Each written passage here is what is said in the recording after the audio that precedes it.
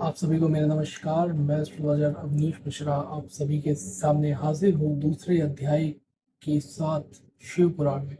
तो बिना किसी देरी के स्टार्ट करते हैं। दूसरे अध्याय में देवराज को शिवलोक की प्राप्ति, चंचुला का संसार से वैराग्य। श्री शौनक जी ने कहा, आप धन्य हैं सूत जी, आप परमार्थ तत्व के ज्ञाता हैं। आपने हम पर कृपा करके हमें यह अद्भुत और दिव्य कथा सुनाई है। भूतल पर इस कथा के समान कल्याण का और कोई साधन नहीं है। आपकी कृपा से यह बात हमने समझ ली है। सूत जी, इस कथा के द्वारा कौन से पापी शुद्ध होते हैं, उन्हें कृपा पूर्वक बताकर इस जगत का कृतार्थ कीजिए। ऐसा इस कथा में दूसरे अध्याय में कि कैसे इस चीज का उद्धार हो, इसके बारे में फिर सूत जी बोले। उन्हें जो मनुष्य पाप, दुराचार तथा काम, क्रोध, मद, लोभ में निरंतर डूबे रहते हैं, वो भी शिव पुराण पढ़ने अथवा सुनने से शुद्ध हो जाते हैं तथा उनके पापों का पूर्णतः नाश हो जाता है। इस विषय में मैं तुम्हें एक कथा सुनाता हूँ।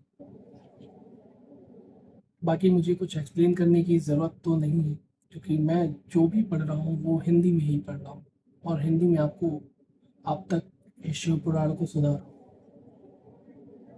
देवराज ब्राह्मण की कथा। बहुत पहले की बात है कि रातों में नगर में देवराज नाम का एक ब्राह्मण रहता था। वह ज्ञान में दुर्बल, गरीब, रस बेचने वाला तथा वैदिक धर्म से विमुख था। वह स्नान संध्या नहीं करता था तथा उसमें वैश्यवृत्ति बढ़ती जा रही थी। वह भक्तों को ठगता था। उसने अनेक मनुष्य को मारकर उन सबका धन हड़प लिया था। उस पापी ने थोड़ा सा भी धन धर्म के काम में नहीं लगाया था। वह वैश्यगामी तथा आचार भ्रष्ट था। एक दिन घूमते हुए दैव योग से प्रतिष्ठानपुर झूसी प्रयाग जा पहुंचा। वहां उसने एक शिवालय देखा जहां बहुत से साधु महात्मा एकत्र हुए थे। देवराज वहीं ठहर गया। वहां रात में उसे ज्वर यानी बुखार आ गया। उसे बड़ी पीड़ा होने लगी। वहीं एक पर एक ब्राह्मण देवता शिव पुराण की कथा सुना रहे थे। ज्वर से पड़ा देवराज भी ब्राह्मण के मुख से शिव कथा को निरंतर सुनता रहता था। एक मास बाद देवराज ज्वर से पीड़ित अवस्था में चल बसा। यमराज के दूत उसे बांधकर यमपुरी ले गए। तभी वहां शिवलोक से भगवान शिव के पार्षदगण आ गए। वे कर्पूर के समान उज्जवल थे। उनके हाथ में त्रिशूल, संपूर्ण शरीर पर भस्म और गले में रुद्राक्ष की माला उनके शरीर की शोभा बढ़ा रही थी।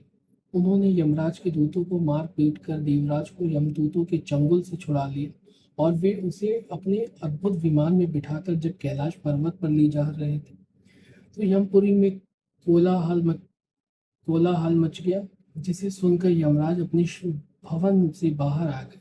साक्षात रुद्रों के समान प्रतीत होने वाले इन दूतों को का धर्मराज ने विधि पूर्वक पूजन कर ज्ञान दृष्टि से सारा मामला जान लिया।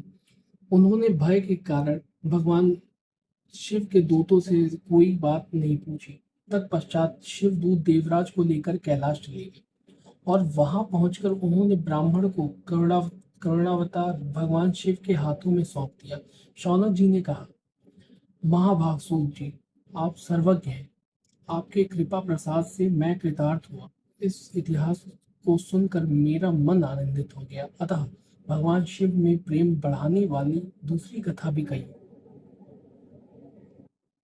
तो दूसरी कथा तीसरे अध्याय में, और मैं आपसे मिलता हूँ तीसरे अध्याय में।